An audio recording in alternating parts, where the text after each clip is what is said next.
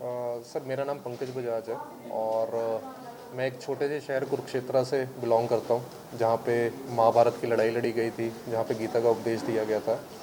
और एक छोटे से शहर से हम उभरे हैं और बड़े शहरों में भी हमने काम किया है। हमने मुंबई, बैंगलोर, दिल्ली बड़े मेट्रोस में काम किया। तो एक चीज़ रियलाइज़ होती थी हमेशा भी यार, इस रीजन में इतना टैलेंट है, चंडीगढ़ में, पंजाब में, हरियाणा में, ये हर इंडस्ट्री में टॉप पे है। चाहे वो एंटरटेनमेंट हो, सिंगिंग हो, चाहे वो स्पोर्ट्स की हम बात कर लें, सबसे ज़्यादा मेडल यहाँ के लोग लेके आते हैं। तो एक हमेशा से एक चीज़ रियलाइज़ हुई भी, कहीं ना कहीं हम जो स्टार्टअप कल्चर है, जो बिज़नेस कल्चर है, उसमें हम पीछे रह गए हैं थोड़ा बाकी मेट्रो से।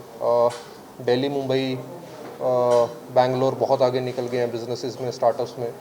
तो हमें ये था भी कुछ यहाँ से हम खड़ा करें, चंडीगढ़ से कुछ बनाएं और पूरे भारत के लिए बनाएं। तो एक सपना था, और ऐसा बिजनेस बनाएं जो एथिकल हो, जो लोगों के लिए हो, लोगों से बना हो। तो उसी मकसद से हमने सर एक ऑटोमोटिव लेंडिंग प्लेटफॉर्म बनाया है, जिसका नाम है रीफिनसर्व। और रीफिनसर्व जो है वो दो शब्दों से बना है, रीफाइनेंस सर्विसेज। तो रीफाइनेंस का शॉर्ट है रिफिन और सर्विसेज का शॉर्ट है सर्व, रिफिनसर्व।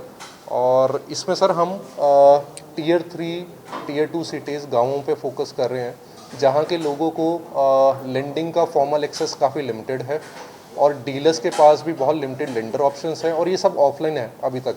तो हम उसको डिजिटलाइज करना चाह रहे हैं, टेक के सॉल्यूशन के थ्रू हम उनको सॉल्यूशंस देना चाह रहे हैं। तो हम डीलर्स, बैंकर्स, कस्टमर्स, इन पूरे इकोसिस्टम को कनेक्ट करना चाह रहे हैं थ्रू आवर टेक्नोलॉजी कैपेबिलिटीज़। और अभी तक सर रिस्पांस बहुत अच्छा मिला है, क्योंकि हमारी अप्रोच है कस्टमर फर्स्ट। कस्टमर के लिए जो भी बेनिफिशियल है, जो उसकी प्रोफाइल के अकॉर्डिंग बेस्ट बैंक बनता है, हम उसको वो सजेस्ट करते हैं। तो अभी तक रिस्पांस अच्छा है एंड होपफुली हम इसको स्केल करेंगे पूरे इंडिया में। एंड मैं चाहूँगा अंकुश जी भी कुछ अपना ऐड ऑन करें इसे। एक सर आप ये बताएं, आपने कहा कि ये रीजन हर चीज़ में नंबर 1 है। जी पंजाब भी यहाँ पर आता है, जी तो सुसाइड में भी नंबर 1 है, उसकी वजह लोन है। जी क्या जी उसी कड़ी में एक और जी लोन चेन आ सर, गई? आपने बिल्कुल राइट क्वेश्चन उठाया। हमें भी ये बहुत रियलाइज़ होता था, क्योंकि पहले हमने बैंक्स में भी काम किया है, बैंक्स और एनबीएफसीज में। तो वहाँ जब हम कस्टमर्स को मिलते थे जिन्होंने हमसे लोन लिया होता और वो किस्तें नहीं दे पाते थे, तो कई बार हमने समझा भी वो बंदा गलत नहीं है, उसके आसपास के हालात ऐसे हो गए भी वो किस्तें दे नहीं पा रहा। उसकी इंटेंशन डिफ़ॉल्ट करने की नहीं थी, बट मजबूरन मान लो किसान है, फसल ख़राब हो गई, बहुत ज़्यादा बारिश हो गई, उसके कंट्रोल की चीज़ नहीं थी, वो जान के नहीं वो करना चाह रहा था, बट उसके साथ सिचुएशन ऐसी हो गई भी उसकी किस्तें टूट गई। और जब हम ऐसी स्टोरी सुनते थे भी कस्टमर के घर में ऐसा हो गया, कुछ लोग जैसे आपने बताया इतना कठिन कदम उठा लेते थे, फिर हम देखते थे कई लोग स्ट्रेस के कारण नशे में पड़ जाते थे। तो ये प्रॉब्लम हमने ग्राउंड पे देखी है, इसलिए हमने कहा सर हमारी अप्रोच कस्टमर फर्स्ट है। इसलिए हम कस्टमर को वो सॉल्यूशन देना चाहते हैं जहाँ पे उसको कम से कम रेट लग रहा है। सर कस्टमर क्या है, डेट में क्यों फंसता है वो, क्योंकि उसको ब्याज इतना ज़्यादा लगा देते हैं लोन देने वाले भी, वो उसी जाल में फंस जाता है। तो हम उसी प्रॉब्लम को सॉल्व कर रहे हैं। हम कस्टमर को जो लोएस्ट रेट लग सकता है हम उसको वो दिलवा रहे हैं, ताकि उसको कभी ऐसी मुसीबत ना पड़े। नहीं, लोवेस्ट रेट नहीं, जब कुदरती आपदा होती है तो उसमें तो वो कुछ भी नहीं दे पाता। सर ये है, ये बात आपकी ठीक है। उसके लिए क्या सोल्यूशन लेके आए? सर देखिए, उसमें हम ये है, कोई टाइम पीरियड बढ़ाने का या कुछ? सर वो बैंक्स की पॉलिसीज़ रहती हैं। अभी तक क्या है, हम अपनी बुक्स पे लैंड नहीं कर रहे हैं। तो जो ये लोन दे रहे हैं हम, वो हम अपनी किताबों पे नहीं दे रहे हैं। हम एनबीएफसी नहीं है, हम बैंक नहीं है, हम एक प्लेटफॉर्म है, एक फिनटेक है। हम कस्टमर और बैंक्स को कनेक्ट करते हैं।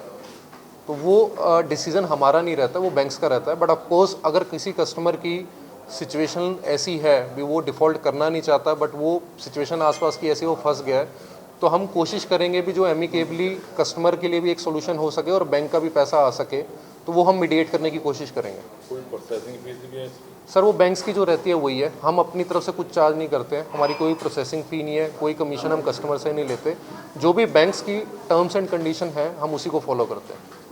गवर्नमेंट से क्या सपोर्ट आपको चाहिए, जैसे स्टार्टअप इकोसिस्टम बने, जैसे आप लोगों ने you have taken daring step है या कि आपने अपनी सेटअप जॉब्स छोड़ी और वो सब किया, तो यहाँ क्या देना सर, चाहिए? और अगर जो स्टार्टअप्स को कोई देना चाहेंगे आप, कोई कम्युनिकेट करना चाहेंगे, क्या करना चाहिए? तो सर वैसे तो गवर्नमेंट बहुत सी अच्छी पॉलिसीज़ लेके आ रही है, चाहे वो पैन इंडिया लेवल पे पॉलिसीज़ हो, सेंट्रल गवर्नमेंट की हो, स्टेट गवर्नमेंट्स की हो, वो बहुत अच्छी हैं। और लकीली हम तो यूटी में आते हैं, तो दो गवर्नमेंट की हम कैपिटल में बैठे हैं, तो वो भी एक एडवांटेज है। थोड़ा एक ये है सर, अगर एक ईज़ ऑफ डूइंग बिजनेस और हो जाए तो वो बहुत हमें सपोर्ट करेगा। अगर एक कोई सिंगल विंडो बन जाए, सर जस्ट एक सजेशन है, अगर एक कोई सिंगल विंडो बन जाए स्टार्टअप्स के लिए, जिसमें उनका सभी तरीके का रजिस्ट्रेशन, चाहे वो GST है, MSME है, शॉप एस्टेब्लिशमेंट है अगर चाहिए, तो जितने भी सर्टिफिकेशन उनको चाहिए होते हैं, लेबर लॉज हैं, अगर वो सिंगल विंडो बन जाएगा स्टार्टअप्स के लिए तो सर बहुत इनकरेजिंग रहेगा। वो जो प्रोसेस जो 6 महीने 1 साल हमें लग जाते हैं उस आइडिएशन को ग्राउंड पे लाने में, शायद वो बहुत जल्दी हम लेके आ सकते हैं और बहुत फास्ट काम हम कर पाएंगे।